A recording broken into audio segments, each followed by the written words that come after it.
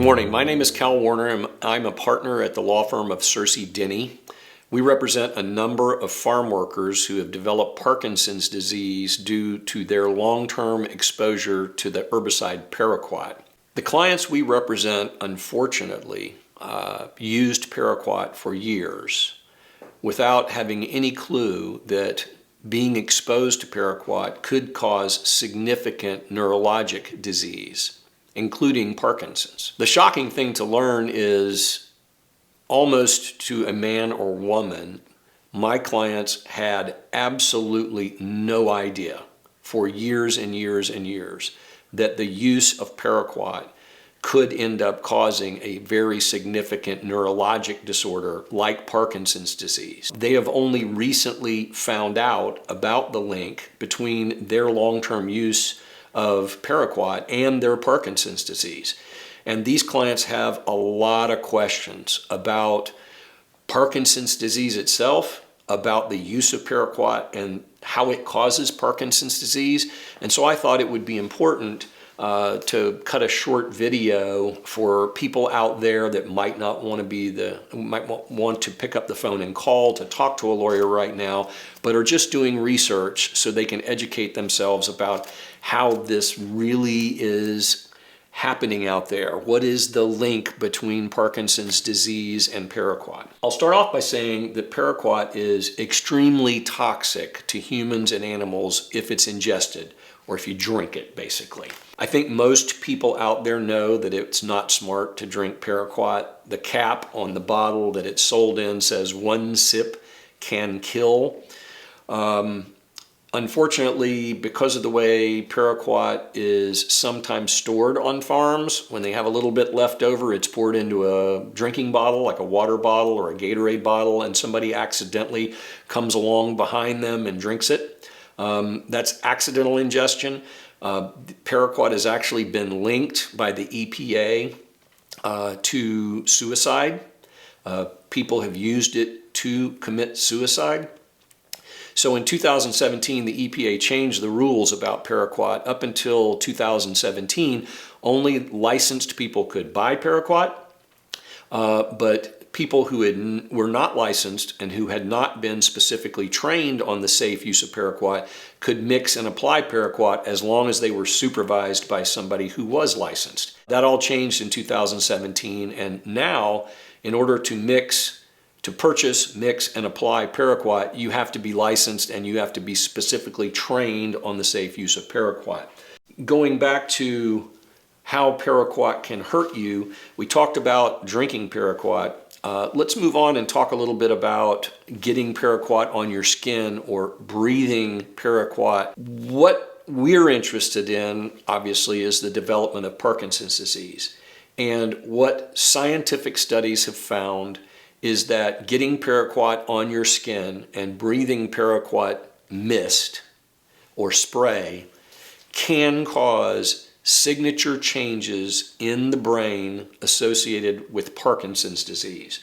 The science on this is very complicated, but in essence, there is a part of your brain called the midbrain that controls motor function, your ability to move without shaking, your ability to balance, your ability to walk erect. Healthy cells in the midbrain produce dopamine. Dopamine is exceptionally important for muscle movement. People who lack dopamine production can develop tremors, loss of balance, an altered gait. They can walk sort of hunched over. Inhaling Paraquat mist or spray or getting Paraquat on your skin has been linked to the development of Parkinson's disease through destruction of cells in the midbrain. In order to do that, Paraquat that gets into your system, either because it gets on your skin or you inhale it, has to cross the blood-brain barrier. And Paraquat has been proven in laboratory testing to cross the blood-brain barrier.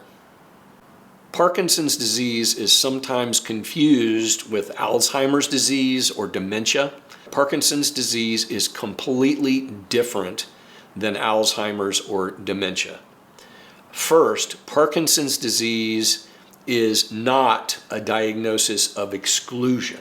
Like you rule out all other causes, and that must be what it is. Alzheimer's disease and dementia are diagnoses of exclusion. You rule out other causes, and you're just left with it must be dementia or Alzheimer's disease. The hallmark of Parkinson's disease are specific objective changes in the midbrain that I discussed before. Those can actually be seen on MRI scan. So Parkinson's disease is an objective diagnoses that can be made with relative certainty by the appropriate healthcare practitioners. It's usually diagnosed by neurologists, but neurologists are also relying upon MRI studies that are done by specialists and who tell the neurologist, I see these changes in the midbrain, and then the neurologist can use that information to make a sound and firm diagnosis of Parkinson's disease. The shame about Parkinson's disease is there is no known cure for Parkinson's disease. It is frequently progressive. In its earliest stages, it results in motor dysfunction, tremors, change of gait, loss of balance, and other type of movement disorders. As it progresses, Parkinson's disease can cause mentation issues, clarity of thought, clarity of speech, etc. There have been medicines that have been developed that ease the symptoms of Parkinson's disease, but unfortunately, as our current medicine cannot provide a cure for Parkinson's disease. So for someone who has actually been diagnosed with Parkinson's disease, that is a devastating diagnosis because essentially that person is in for a lifetime of a progressive neurologic deficit. The link between developing Parkinson's disease and Paraquat has been studied considerably around the globe. The science that is developed clearly links exposure to Paraquat to Parkinson's disease. So it's quite amazing that Paraquat is still readily available for sale and widely used in the United States. Paraquat has been banned in several developed countries around the world. What is the science? Well, believe it or not, people who study Parkinson's disease actually give laboratory rats Paraquat to induce Parkinson's disease in rats so they can study Parkinson's disease. They're not necessarily studying whether or not Paraquat can cause Parkinson's in rats. They want to study Parkinson's disease. So they give Paraquat knowing that there is a direct link between the development of Parkinson's disease and exposure to Paraquat.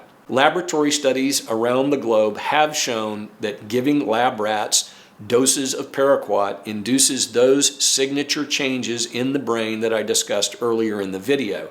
Changes in the midbrain that are associated with loss of dopamine production and motor dysfunction in rats. And you can see the motor dysfunction in rats. There have also been big meta-analysis studies where you collect all of the data from all the scientific studies and look at whether or not there is a link between Parkinson's disease and long-term exposure to Paraquat.